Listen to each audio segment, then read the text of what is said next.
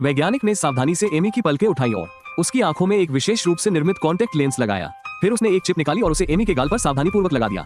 जैसे ही पाइप ने चिप को उसके चेहरे से सफलतापूर्वक जोड़ दिया, एमी का चेहरा जादुई रूप से अपने मूल रूप में लौट आया। हालांकि चिप का कार्य इससे कहीं आगे तक गया था। एमी ने वैज्ञानिक के चेहरे को देखा और तुरंत उसके चेहरे की विशेषताओं को स्कैन किया। फिर उसका चेहरा बदलने लगा, वैज्ञानिकों की हूबहू प्रतिकृति बनने लगा। वैज्ञानिक ये देखकर संतुष्टि से मुस्कुराया।